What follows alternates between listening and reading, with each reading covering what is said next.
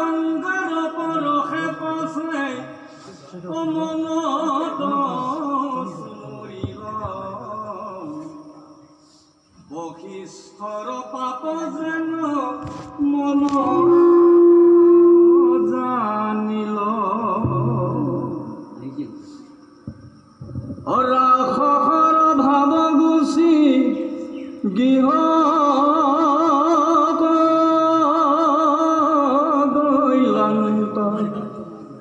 বন্ধুগণে দেখিয়া নন্দলভিলন্ত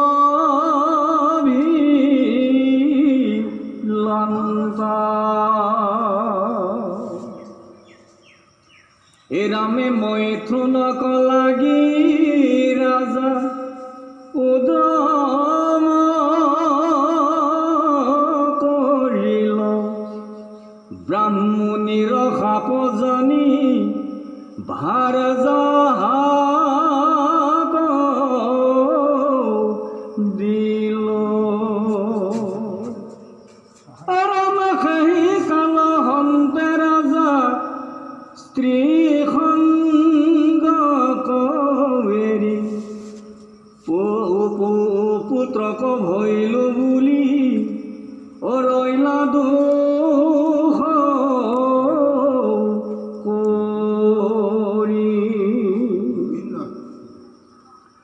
ৰামে বশিষ্ঠক পাৰ্থিলন পাছে নৰপতি মোৰ অধাৰ জাত পুত্ৰ কৰায় উৎপত্তি ৰামে ৰাজাৰ বচনে বশিষ্ঠৰ মুনি তাহানে ভাৰ জাত পুত্ৰ জন্মাইলাই আপুনি অমদন তই মহাসতী গৰ্ভক ধৰিল পুত্ৰ হৈব জানি ৰাজাই আনন্দ কৰিল। জয় কৃষ্ণ। বৰ সুন্দৰ কাহিনী। আচলতে ইয়াত এটা কথা কিন্তু প্ৰতিপন্ন কৰিবলৈ গৈছে গংগাৰ মহিমা।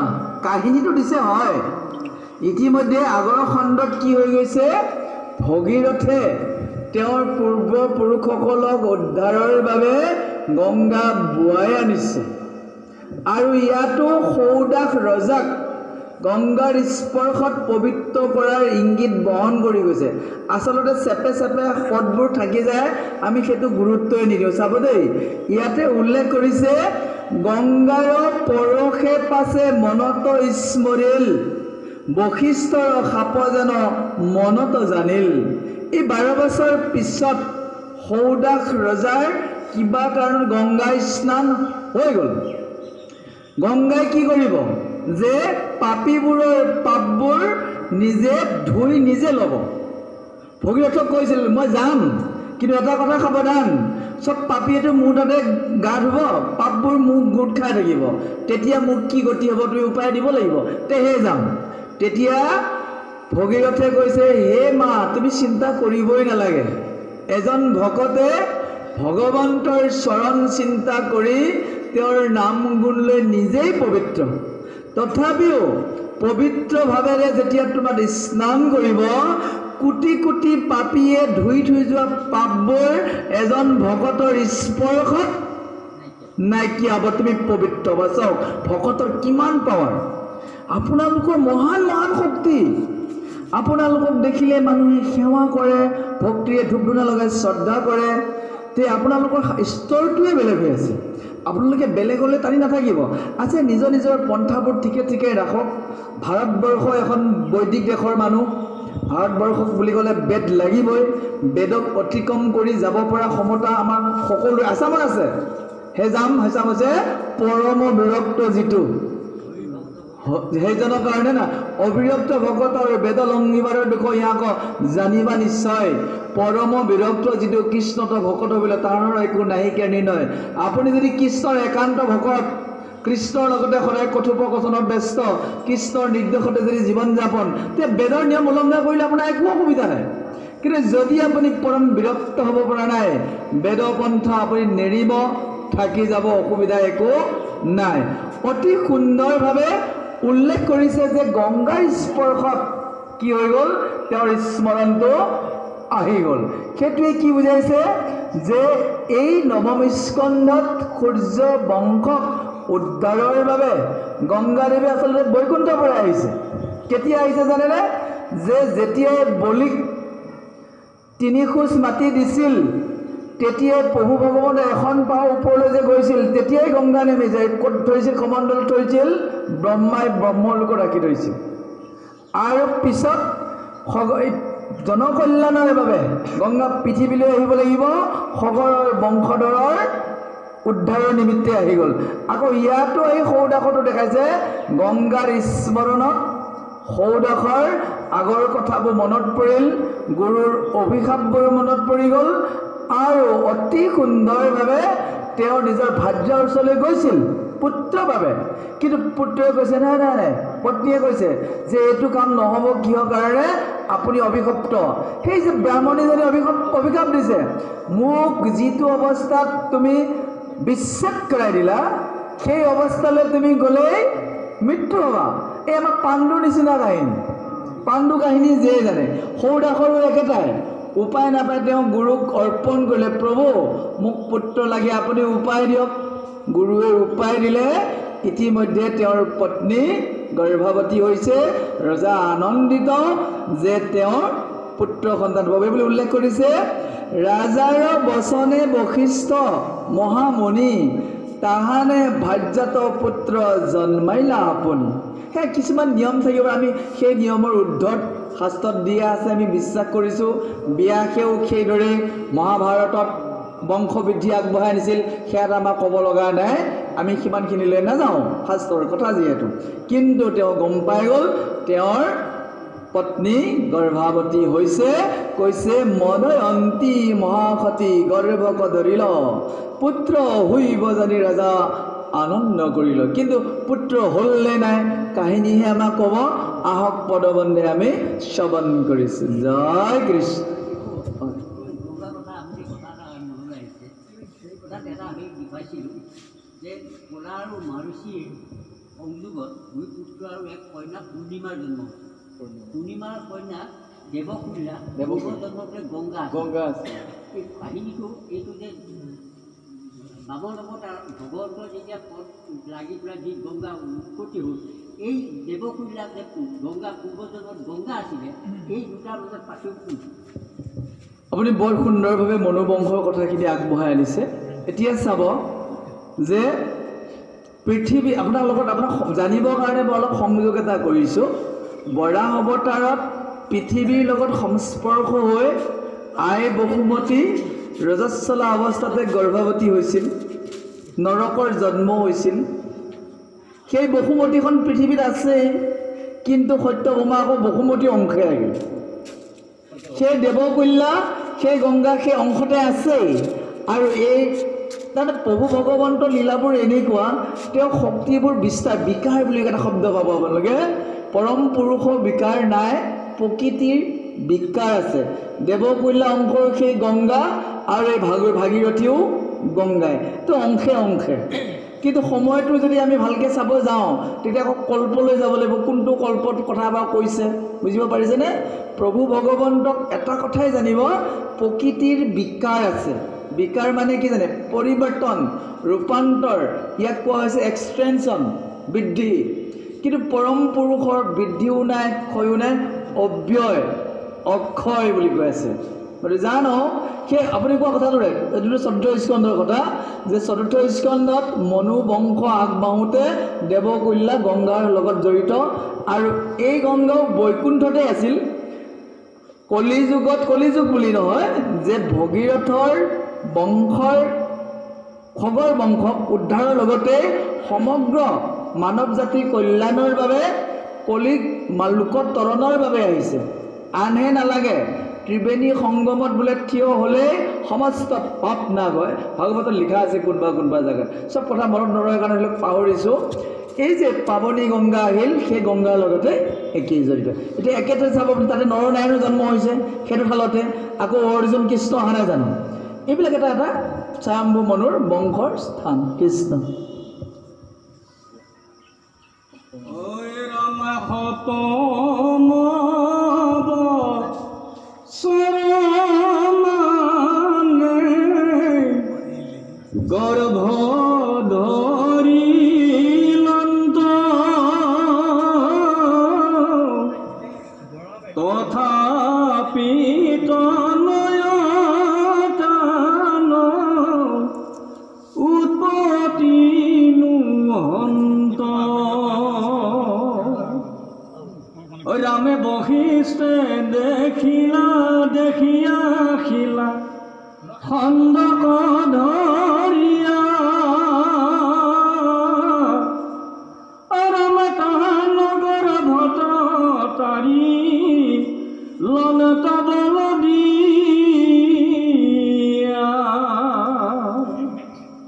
ৰামে তেতিখনে জাত ভৈল বালেক শোভন ৰামে অৰ্চমক বুলিয়া ডাকিলে কখৰ বজন অৰ্চমক কম ৰামে অৰ্চমকত হন্তে ভৈল বালকৰ জাত অজাক স্ত্ৰী গলে ৰক্ষা কৰিলা খাই খাত ৰাম নাৰী পাব চক বুলি তাংকয়ে তেকে যমদগ্নি ৰামে ছেদ কৰিলা সবাকে ক্ষত্ৰিয় বংশ অৱশেষ বালিক মহাৰথ অশেষু মূলক বোলে পুত্ৰ দশৰথ সুতৈৰ বীৰী নৰপতি তাহান্তে ভৈলন্ত ৰাজা বিশ্বয়ুতপতি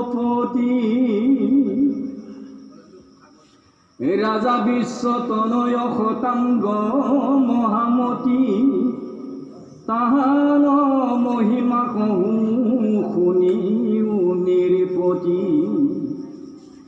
ৰামে দেৱ হবে যাহাত পাৰিছিলা ৰাখিবাক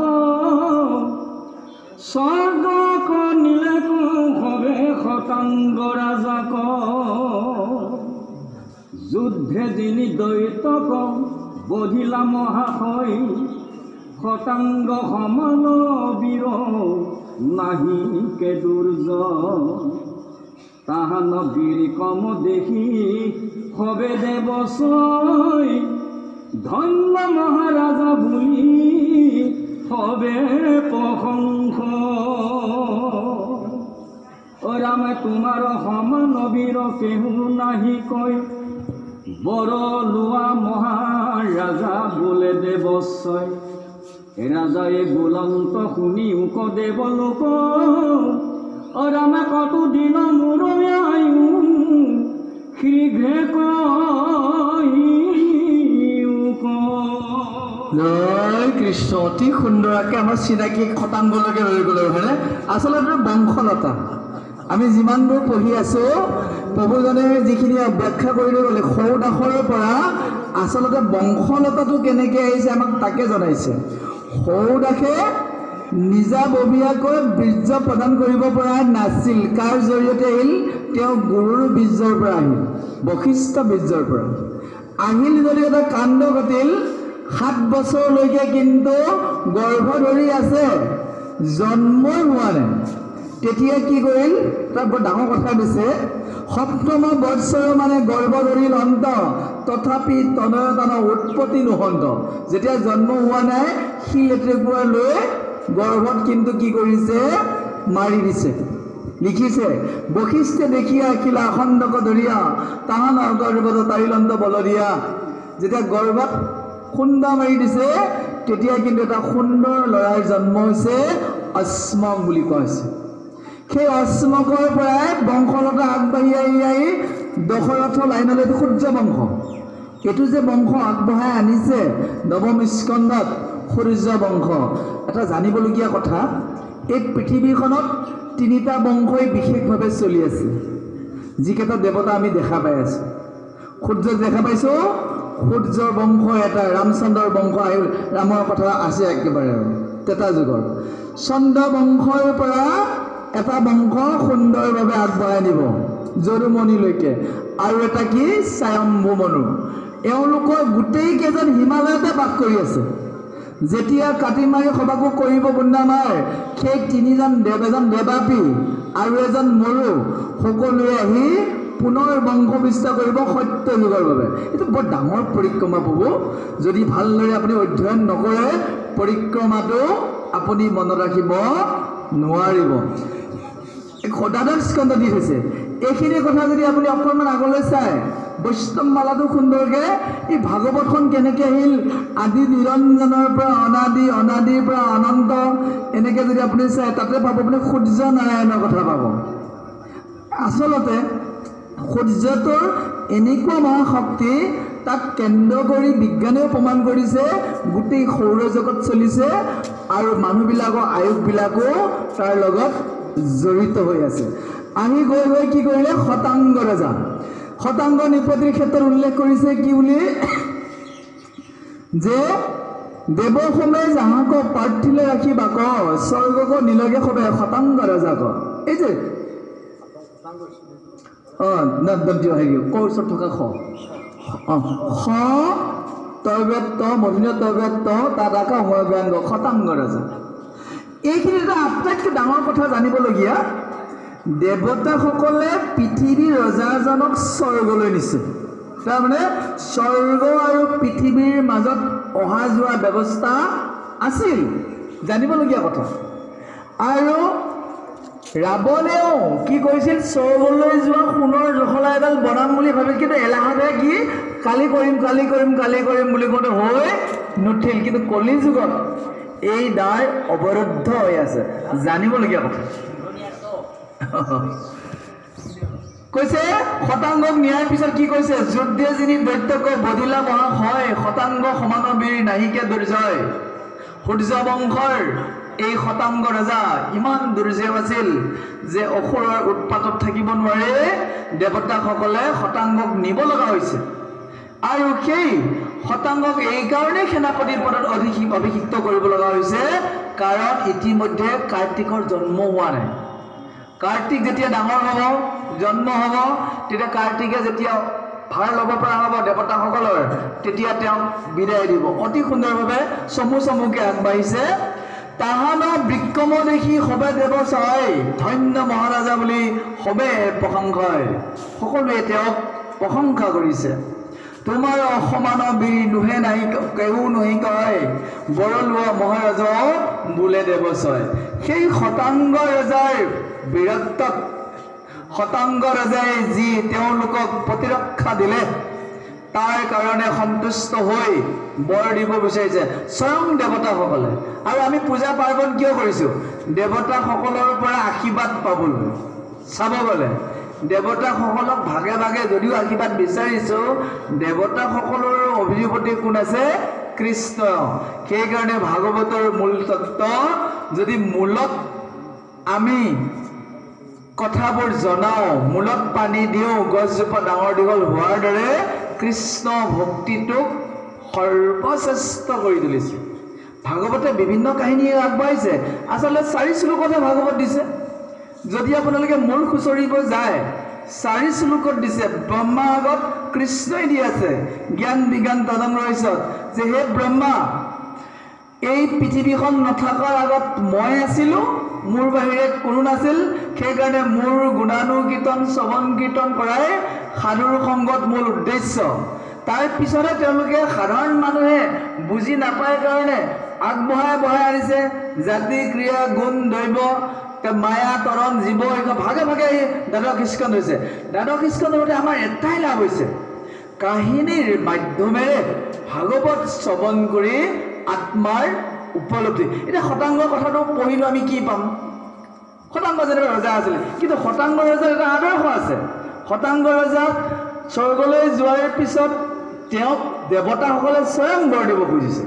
তেওঁ কৈছে বৰ নালাগে মোৰ আয়ুসটো চাই দিয়া আৰু মোক কৃষ্ণৰ ওচৰলৈ যোৱাৰ ব্যৱস্থা কৰি দিবা। তেতিয়া দেৱতাসকলে কৈছে ৰাম ৰাম, বৈকুণ্ঠলৈ যোৱা দেখোন পাছপৰ্ট ভিছাটোত চহী কৰা আমাৰ অধিকাৰ নাই, তে তুমি তোমাৰ নিজৰ কাম নিজে কৰিব লাগিব। তেতিয়া শতাংগই বুজি পাইছিল যে দেৱতাসকলেও মুক্তি দিব নোৱাৰে। কাহিনী ক'ত সোমাই আছে দেখিছেনে? মুক্তি কোনে দিয়ে? মুক্তি এটা আমাৰ কৃষ্ণ। সেই কৃষ্ণৰ কথাখিনি আহি যাব।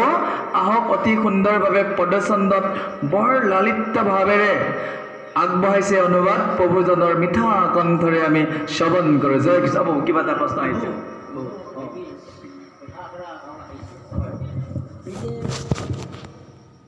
গুৰুৰ জৰিয়তে যিটো গৰ্ভস্থিতি